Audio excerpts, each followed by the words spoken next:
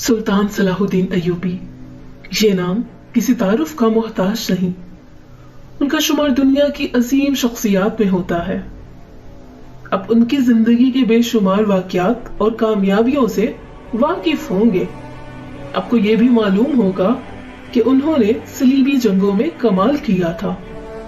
अब ये भी जानते होंगे कि उन्होंने पूरे यूरोप की मुश्तरका फौज को शिकस्त दी थी। अब यकीनन ये भी जानते होंगे कि उन्होंने किबला अव्वल बैतुल मुकद्दस का कब्जा छुड़वाया था। आपको ये भी मालूम होगा कि उन्होंने अपने दौर के मशहूर जनरल रिचर्ड अव्वल को शिकस्त दी थी।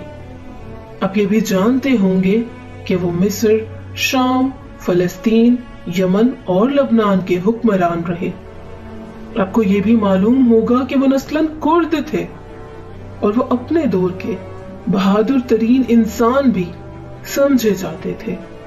और आप यकीनन ये भी जानते होंगे कि मुसलमानों के वो पहले जनरल थे जिन्होंने यूरोप के ईसाइयों को शिकस्त दी थी। लेकिन आप सुल्तान सलाहुद्दीन अय्यूबी की जाती जिंदगी के बारे में शायद ज्यादा ना जानते हो।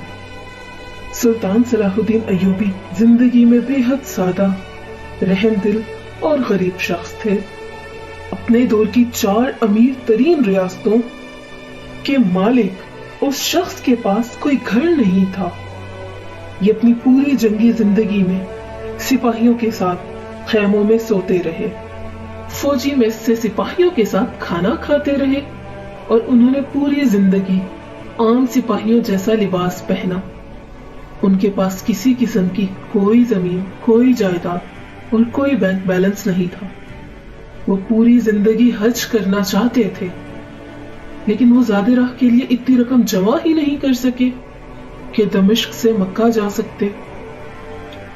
और वो जब 55 साल की उम्र में फोत हुए तो उनके घर में सिर्फ 47 दिरहम थे और इस रकम से उनकी तदफीन तक नहीं हो सकती थी।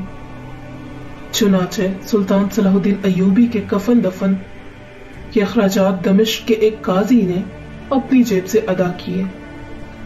सुल्तान सलाहुद्दीन अय्यूबी के दोस्त और रिश्तेदार अक्सर उनसे कहते थे कि आप अपने लिए भी कुछ बना लें, लेकिन सुल्तान का कहना था कि दुनिया का माल दुनिया वाले के मरने के साथ ही खत्म हो जाता है।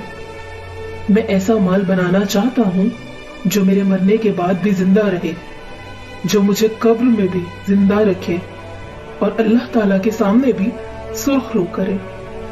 सुल्तान की बात दुरुस्त थी। सुल्तान के 47 दिरहम अब तक मर चुके हैं, लेकिन सुल्तान का नाम आज भी जिंदा है। और ये वो चीज है जिसे हम हुक्मरानों का असल असासा कह सकते हैं। हुक्मरानों का असासा वो कारनामे ही होते हैं जो उनकी जिंदगी को उनकी उम्र से तवील बना देते हैं। लेकिन बदकिस्मती से कुछ हुक्मरान तारीख की बजाय अपने वक्त में जिंदा रहने की कोशिश करते हैं और ये लोग दुनिया और आखिरत